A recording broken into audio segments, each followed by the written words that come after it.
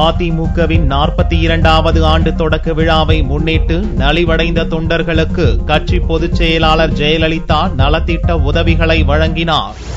முன்னாள் முதல்வர் எம்ஜிஆரால் துவக்கப்பட்ட அதிமுகவின் 42வது ஆண்டு துவக்க விழா ராயப்பேட்டையில் உள்ள கட்சி தலைமையகத்தில் வியாழனன்று கொண்டாடப்பட்டது.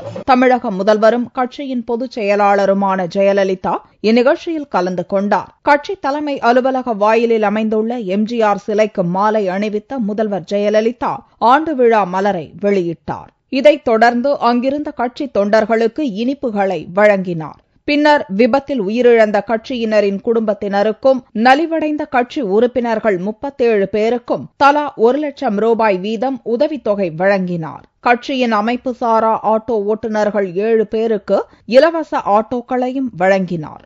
இந்நிகழ்ச்சியில் ஆயிரக்கணக்கான தொண்டர்கள் கலந்து கொண்டு உற்சாக வரவேற்பு அளித்தனர்.